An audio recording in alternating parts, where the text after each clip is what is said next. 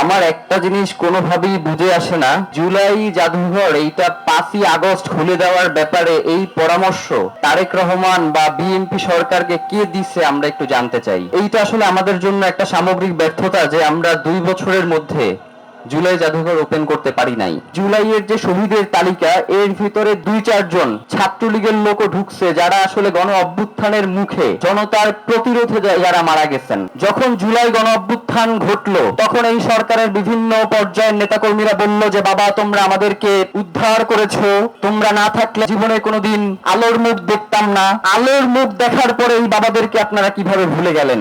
জুলাইয়ে যারা রক্ত দিছে এক চোখ চলে গেছে আর এক চোখ দিয়ে তাকায় বলছে ইনকিলাব জিন্দাবাদ, এই জমিনকে আমরা ভারতীয় আধিপত্যবাদের কাছে ছেড়ে দিব না। গণ অভ্যুত্থান ঘটে যাওয়ার প্রায় 2 বছর পরে আমাদেরকে শহীদ এবং আহতদের বিভিন্ন দাবি দেওয়া এবং যেই লক্ষ্য নিয়ে জুলাই গণ অভ্যুত্থান সংগঠিত হয়েছে সেই লক্ষ্যগুলো নিয়ে কথা বলতে হচ্ছে, কিন্তু রাষ্ট্র কোনোভাবেই খেয়াল করছে না যে এইগুলো তার দায়িত্ব। দেখেন,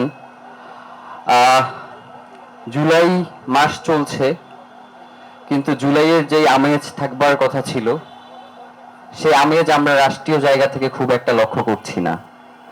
মনে হচ্ছে যে প্রত্যেকে তার জায়গা থেকে কিছু নির্দিষ্ট প্রোগ্রাম করিয়ে যেন জুলাইয়ের হাত থেকে রেহাই পেতে যাচ্ছে, এমন একটা প্রবণতা সকলের মধ্যে লক্ষ্য করা যাচ্ছে। আমার একটা জিনিস কোনোভাবেই বুঝে আসে না, আমি জানি না এখানে আসলে কে কিভাবে ভাবছেন যে জুলাই জাদুঘর এইটা 5ই আগস্ট খুলে দেওয়ার ব্যাপারে এই পরামর্শ তারেক রহমান বা বিএনপি সরকারকে কে দিচ্ছে আমরা একটু জানতে চাই। মানে জুলাইয়ের ঢল কি আপনার আগস্টে নামানো সম্ভব? আপনি কি চাইলেই পারবেন যে ওকে ঠিক আছে ডিসেম্বর মাসটা একটু সমস্যা আছে, রাজনৈতিক টানাপোড়েন চলতেছে, তাইলে বিজয় উদযাপনটা আমরা জানুয়ারিতে করি, কিংবা ফেব্রুয়ারি মাসের ভাষা আন্দোলন কেন্দ্রিক যে আমাদের প্রোগ্রামগুলো থাকে ফেব্রুয়ারিতে তো রাষ্ট্র টালমাতাল অবস্থা, তাইলে এক কাজ করি আমরা মার্চে এই প্রোগ্রামটা গিয়ে করি। আমরা কি এগুলো করি? আমরা তো এগুলো করি না। যখন বাংলাদেশের সকল জনগণের জুলাই জাদুঘরে ঢল নাম্বার কথা ছিল, সেই জুলাই জাদুঘর যেই দিন ওপেন হচ্ছে জুলাইয়ের একদম শেষ দিনে, তো এইটা আসলে আমাদের জন্য একটা সামগ্রিক ব্যর্থতা যে আমরা 2 বছরের মধ্যে জুলাই জাদুঘর ওপেন করতে পারি নাই।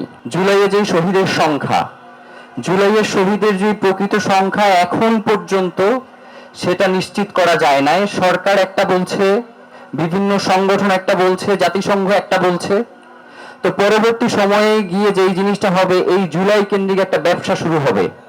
মুক্তিযুদ্ধকে যেভাবে চেতনার নাম দিয়ে মানুষের কাছে একটা বিরক্তির কারণ হিসেবে দাঁড় করিয়েছে, মানুষ মুক্তিযুদ্ধের নাম শুনলে যেভাবে মনে করে যে কোনো একটা ব্যবসা নিয়ে হাজির হয়েছে, বা আওয়ামী লীগ এই মুক্তিযুদ্ধের নাম দিয়ে যেইভাবে এই দেশে তার স্বৈরাচারী শাসন কায়েম করেছে, পরবর্তী সময়ে জুলাইয়ের ক্ষেত্রে যদি আমরা সঠিকভাবে এই সংখ্যাগুলো নিরূপণ করতে না পারি, জুলাইয়ের ব্যাপারে যদি আমরা এখনো সিরিয়াস না হতে পারি, পরবর্তী সময়ে এই জুলাই নিয়েও যে মুক্তিযুদ্ধের মতো করে ঘটনা ঘটবে না সেটা আমরা নিশ্চিত না। তবে আমরা এতটুকু বলে রাখি, বাংলাদেশে আমরা যতদিন পর্যন্ত আছি, আল্লাহ যতদিন পর্যন্ত আমাদেরকে হায়াতে রাখছেন, জুলাই নিয়ে আমরা কাউকে কোনো ধরনের ব্যবসা করতে দিব না।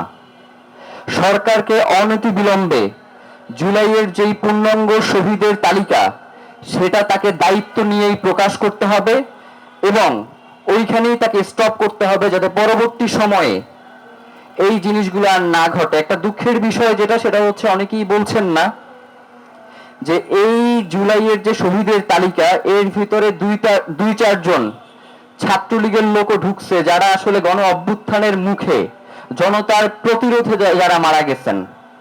তো এইগুলোর দায়িত্ব তো আসলে জুলাই যারা ঘটাইছে তাদের খুঁজে বের করা না। তাহলে রাষ্ট্রের এত এত আমরা যে ট্যাক্স দেই তারা আসলে এইগুলো দিয়ে কি করে, যদি তারা তাদের যথাযথ দায়িত্ব পালন নাই করতে পারে?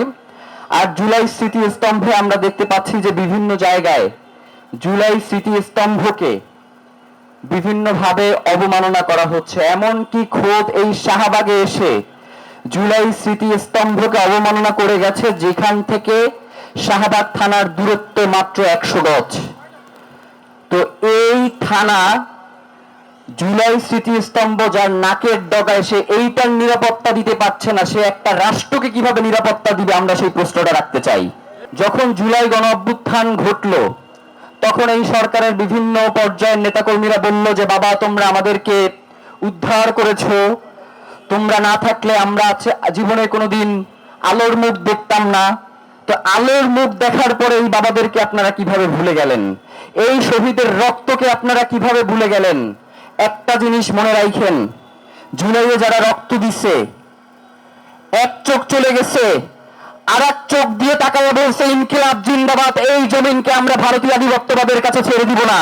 সুতরাং এই জমিনকে নিয়ে যারাই বিভিন্ন ধরনের ষড়যন্ত্র করবে, তাদেরকে দিল্লির পথ ধরতে হবে, এর বাইরে আর কোনো তার পথ নাই। আমরা সরকারকে আহ্বান জানাতে চাই, আপনি অতি দ্রুত গণভোটের রায় বাস্তবায়ন করুন। আপনি অতি দ্রুত সংবিধান যে সংস্কারের কথা বলা হচ্ছে, সেটাকে সংস্কার করুন।